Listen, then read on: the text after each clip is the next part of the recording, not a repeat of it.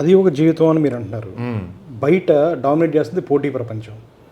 దేనికి పోటీ ప్రపంచంతో పరిగెత్తాలి. దేనికి పోటీ, దేనికి పరిగెట్టడం, ఒకరితో ఒకళ్ళు పోల్చుకొని ఎదగాలి. పోలిక దేనికి? కంఫర్ట్స్ అందుకోవాలి. కంఫర్ట్స్ అంటే ఏంటి, ఎదగటం అంటే ఏంటి? ఒక మంచి విర్లా, ఒక BMW కార్లో తిరగాలి ఒక రైతు కూడా. నిజంగా BMW కార్లో తిరిగితే అది మంచా?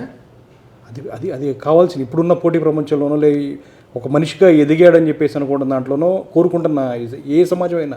ఒక మారుతి 800 కార్లో తిరిగినా, BMWలో తిరిగినా ఉపయోగం ఏంటి? ప్రయాణం సాగిస్తానికి. కానీ ఈ 800 నుంచి BMW కావాలన్న కోరికతో నువ్వు బాగుపడుతున్నావా, కంపెనీని చేస్తున్నావా? ఏమవుతుంది నిజంగా? అంత డబ్బులు సంపాదించడానికి ఎంత ఒత్తిడితో జీవితం గడుపుతున్నాం? అది అవసరమా? ఎవరికి చూపించుకుంటానికి?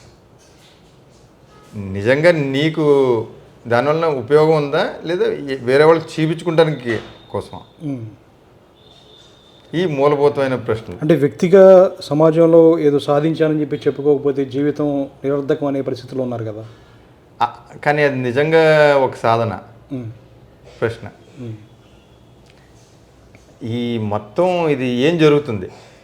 ఇదివరకు రాజుల కాలంలో స్లేవరీ అంటే గులామీ పద్ధతి,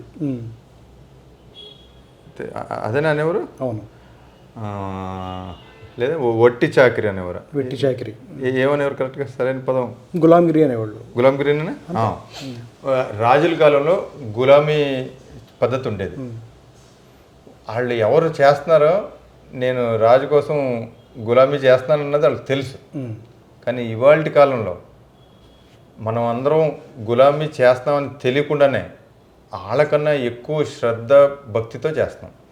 మొత్తం ఇప్పుడు జరుగుతుంది అది కంపెనీలని బాగు చేయడానికి.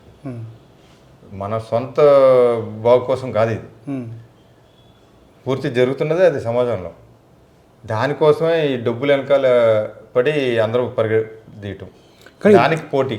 కానీ రైతు అనే వృత్తిని ఎంచుకున్న వాళ్ళే ఈ త్యాగాలను ఎందుకు చేయాల్సి వస్తుంది? మిగతా ఐటీ ప్రొఫెషన్ చేయాల్సిన అవసరం లేదు. నేను ఇప్పుడు దాకా మాట్లాడింది ఒట్టి రైతు గురించి కాదు, జనరల్గా సమాజంలో ప్రతి వ్యక్తి గురించి సంబంధించిన విషయం.